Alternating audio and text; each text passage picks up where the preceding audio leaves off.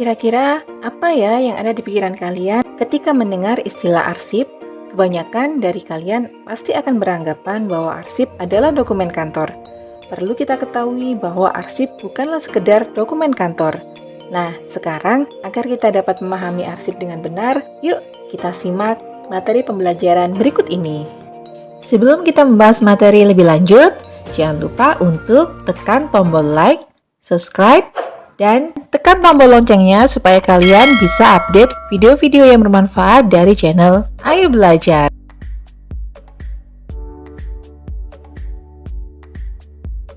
Arsip adalah kumpulan dari berbagai warkat atau dokumen yang disimpan dengan rapi sesuai dengan prosedur kearsipan. Jadi di sini dokumen-dokumen yang disimpan atau disebut arsip memiliki peran yang sangat penting bagi suatu kantor.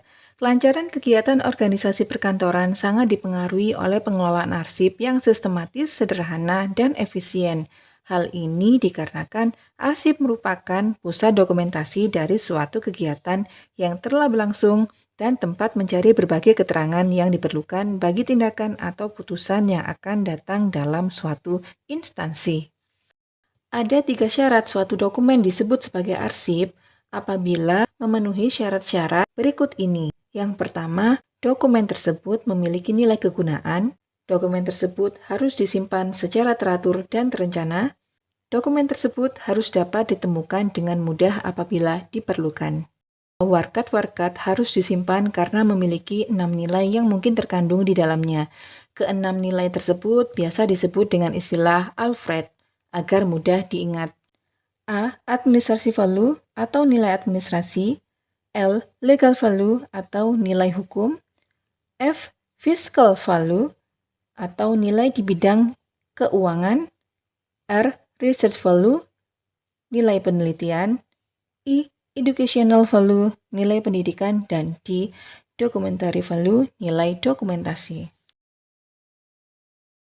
Ada beberapa 5 fungsi arsip, yaitu untuk mendukung proses pengambilan keputusan di mana untuk mengambil sebuah keputusan, seorang manajer harus memperhatikan informasi-informasi yang berkaitan dengan masalah tersebut. Informasi tersebut didapatkan dari arsip. Hal ini disebabkan arsip merupakan rekaman proses kegiatan yang telah dilakukan. Kemudian, untuk menunjang proses perencanaan. Penyusunan perencanaan membutuhkan banyak informasi yang berkaitan. Informasi tersebut dapat diperoleh dari arsip. Selain itu, fungsi arsip dapat mendukung pengawasan. Dalam melakukan pengawasan, diperlukan informasi mengenai rencana yang telah disusun, apa yang telah dilakukan, dan apa yang belum dilakukan. Semua informasi tersebut didapatkan dari arsip. Arsip dapat juga digunakan sebagai alat pembuktian. Dalam lembaga pengadilan, banyak dihasilkan informasi yang terekam dan suatu saat nanti dapat digunakan kembali oleh lembaga pengadilan itu sendiri. Informasi-informasi tersebut akan terekam dalam arsip. Dan yang terakhir, sebagai memori organisasi. Seluruh kegiatan yang dilakukan oleh suatu organisasi, baik itu transaksi dan aktivitas internal maupun eksternal, akan direkam dalam bentuk arsip. Arsip tersebut dapat digunakan untuk menjalankan kegiatan di masa yang akan datang. Jenis-jenis arsip dikelompokkan menjadi 7, yaitu menurut subjek atau isinya, menurut bentuk, nilai guna, sifat kegunaan, fungsi, frekuensi, dan tempat penyimpanan dan pemeliharaan. Untuk arsip menurut subjek atau isi, arsip ini terdiri dari beberapa jenis, yaitu arsip umum, arsip pemerintahan, arsip politik, arsip keamanan dan ketertiban, arsip kesejahteraan, arsip perekonomian, arsip pekerjaan umum dan ketenagaan, arsip pengawasan, arsip kepegawaian, dan arsip keuangan. Menurut bentuk dan wujudnya, arsip terdiri dari 4 jenis, yaitu arsip tekstual, arsip pandangan dengar, arsip kartografi dan kearsitekturan, dan arsip komputer atau yang disebut sebagai arsip elektronik. Untuk jenis arsip menurut nilai gunanya terdiri atas 7 jenis, yaitu arsip yang bernilai guna administrasi, arsip yang bernilai guna hukum, arsip yang bernilai guna keuangan, arsip yang bernilai guna kebijaksanaan, arsip yang bernilai guna untuk pelaksanaan kegiatan, arsip yang bernilai guna untuk sejarah, dan arsip yang bernilai guna untuk penelitian. Menurut sifat kegunaannya, arsip terdiri atas 4 jenis arsip, yaitu arsip esensial, di mana arsip ini tidak memiliki nilai kepentingan apapun. Kemudian arsip yang diperlukan, yaitu arsip yang memiliki nilai kegunaan namun sifatnya sementara. Arsip penting adalah arsip yang memiliki nilai hukum, pendidikan, keuangan, serta sejarah. Dan arsip vital adalah arsip yang sifatnya permanen, misalnya akta pendirian perusahaan. Kemudian jenis arsip menurut fungsinya terdiri dari 2 jenis, yaitu arsip dinamis dan arsip statis. Arsip dinamis adalah arsip yang digunakan secara langsung dalam kegiatan pencipta arsip dan disimpan selama jangka waktu tertentu, sedangkan arsip statis adalah arsip yang tidak digunakan secara langsung untuk merencanakan menyelenggarakan kegiatan pada umumnya. Sekarang berdasarkan frekuensi penggunaannya, arsip terdiri dari 3 jenis, yaitu arsip aktif, arsip pasif, dan arsip abadi. Arsip aktif adalah arsip yang sering digunakan untuk kepentingan tertentu. Arsip pasif adalah arsip yang jarang digunakan atau hanya digunakan apabila diperlukan. Dan yang terakhir adalah arsip abadi, adalah arsip yang penting dan berlaku untuk selama-lamanya atau seumur dengan organisasi atau badan sebagai pemiliknya.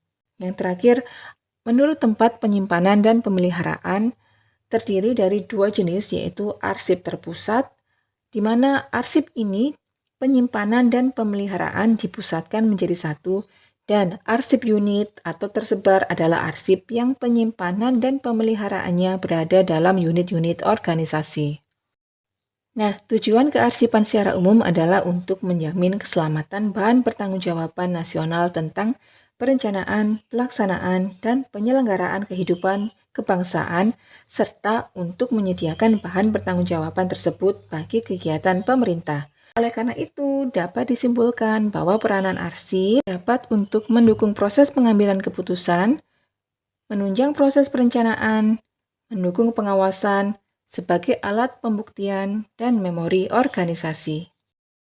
Nah, kalau tadi kita sudah mengenal arsip, sekarang bahasan kita yaitu mengenal kearsipan. Jika pada pembahasan yang tadi kita mengenal arsip, di mana arsip merupakan kumpulan berbagai warkat yang disimpan dengan rapi sesuai prosedur kearsipan. Sebelum mempelajari apa itu prosedur kearsipan, maka kita harus mengetahui atau memahami terlebih dahulu apa yang dimaksud dengan kearsipan. Kearsipan itu sendiri adalah sistem, metode, atau cara yang telah direncanakan dan dipergunakan dalam pengurusan arsip, di mana ada beberapa tujuan dari kearsipan seperti menjamin terciptanya arsip dari kegiatan yang dilakukan oleh lembaga negara, pemerintah daerah, lembaga pendidikan, perusahaan, organisasi politik, organisasi kemasyarakatan, dan perseorangan, serta ANRI sebagai penyelenggara kearsipan nasional. Kemudian dapat menjamin ketersediaan arsip yang autentik dan terpercaya sebagai alat bukti yang sah, menjamin terwujudnya pengelolaan arsip yang andal, dan pemanfaatan arsip sesuai dengan ketentuan peraturan perundang-undangan. Kemudian, mendinamiskan penyelenggaraan kearsipan nasional sebagai suatu sistem yang komprehensif dan terpadu, dan menjamin keselamatan dan keamanan arsip sebagai bukti pertanggungjawaban dalam kehidupan bermasyarakat, berbangsa, dan bernegara. Pembinaan kearsipan penting untuk dilakukan agar pengelolaan arsip dapat dilaksanakan dengan baik dan benar sesuai dengan kaidah yang ada sehingga menghadirkan kemanfaatan besar baik bagi kehidupan organisasi, pemerintah, maupun masyarakat. Sekian materi kita mengenai arsip dan kearsipan. Tetap semangat! Wassalamualaikum warahmatullahi wabarakatuh.